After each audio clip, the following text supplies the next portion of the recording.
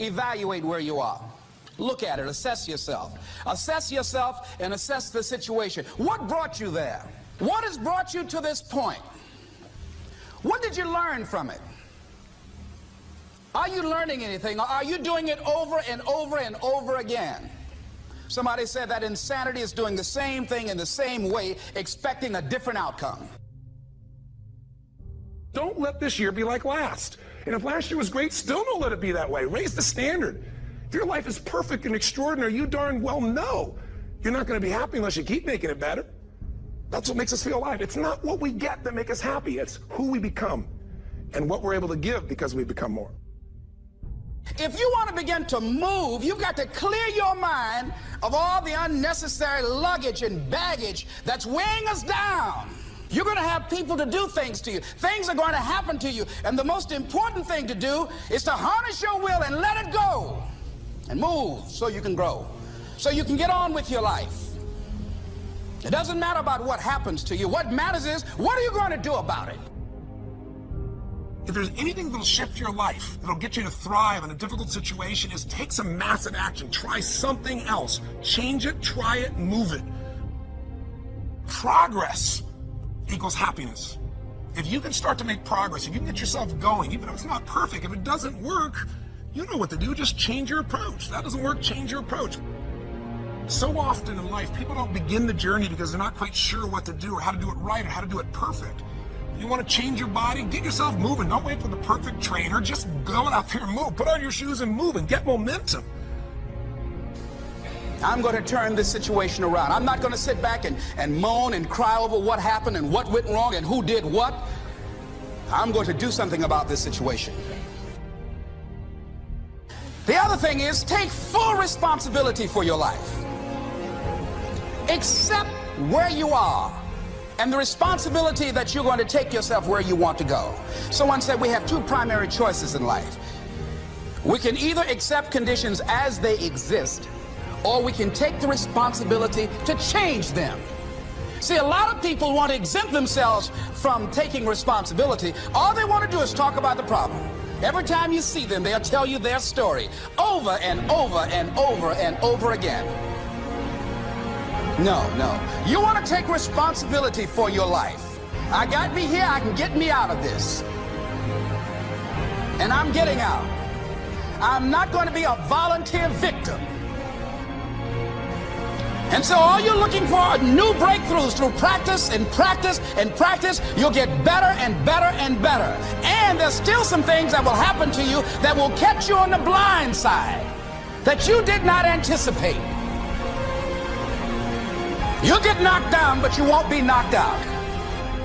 And so I say to you, it's possible you can live your dream if it's becoming a diamond, if it's having more, if it's achieving more, if it's being a better father, being a better mother, whatever it is, overcoming addiction, changing our society. It's possible you can live your dream. It's necessary that you have a plan of action, that you're resilient, that you stick to, and you work with the system, that you work with people, that you give support, and that you be there for them, that you have the vision and never give it up, that you become creative and relentless and keep on coming back again and again and again, and that it's you that you got to take personal responsibility to make it happen, and that it's hard. Easy is not an option. And when life knocked you down, jump back up and say, it's not over until I win. Avoid people and situations that upset you. See, there's some people that know just how to push your button. They know just what to say. But I'm not going to expend any energy arguing with anybody. Life is too short, ladies and gentlemen, and unpredictable. I don't want to spend my time arguing with anybody, so I avoid situations that will get me upset. I don't argue with people. Draw the line, ladies and gentlemen. There are certain things that we just go through life just taking, and at some point, you just got to draw the line and just say enough is enough. You got to do that with yourself.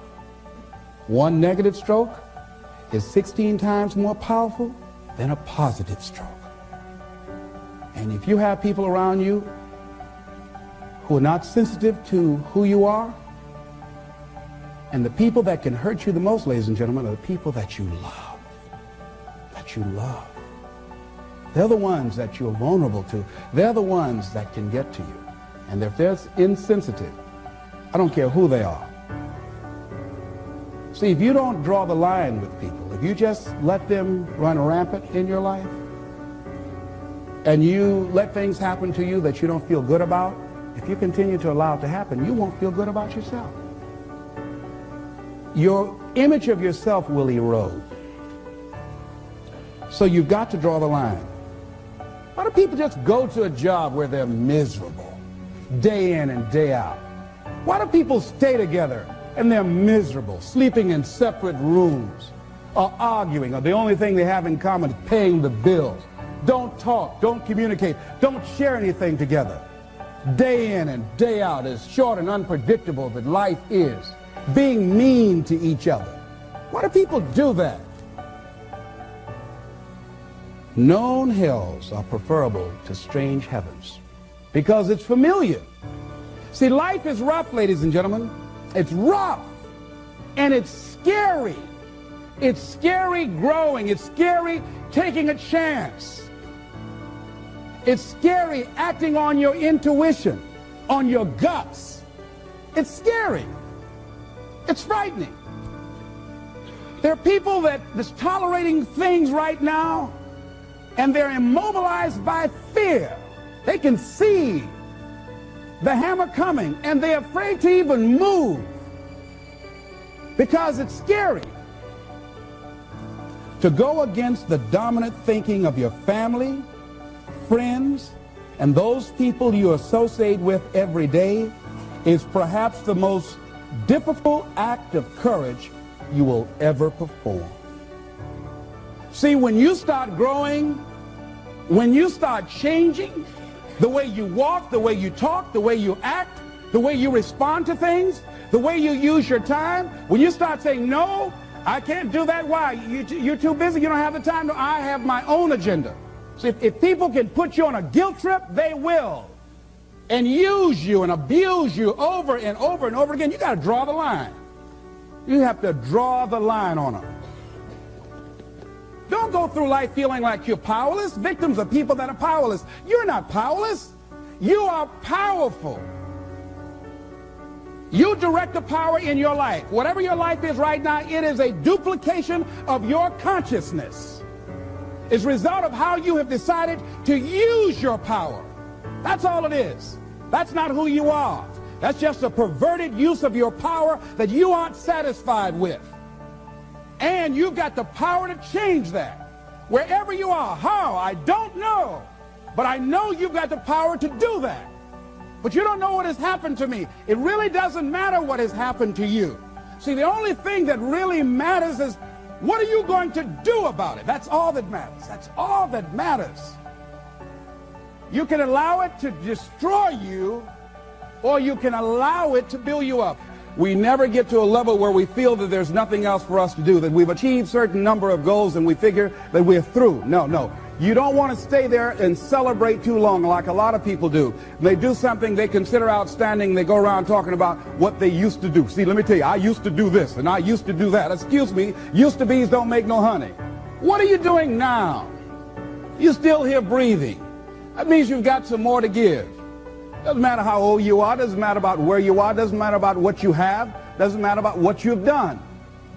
Life is about growing, it's about being productive, it's about stretching, it's about challenging yourself. So you start looking around and decide, hey, what else do I want to do? What got me here? It's a time for celebration, but also a time for reflection. What got me here? What worked? What did not work? What do I need to do to repeat so that I can get the same kind of results in other areas of my life?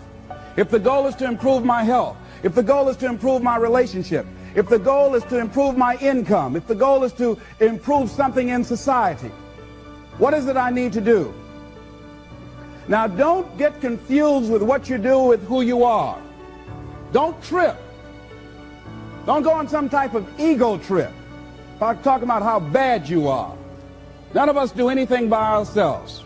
Develop an appreciation for external support as well as good fortune, because all of those things play a role. The other thing is, don't go overboard celebrating. You must meet with triumph and disaster and treat those two imposters just the same. You look at it, hey, I did it. I feel good about that. Now you're moving on to the next thing. Things did not work out the way you wanted them to work out. You didn't produce the results you wanted to produce. Hey, miss that. Win some, you lose some. Next, moving right on. Don't confuse who you are with what you do.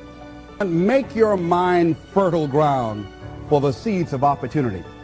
Think if you want to experience a sense of fulfillment, you've got to have an open mind so that ideas can come in there and take root and grow.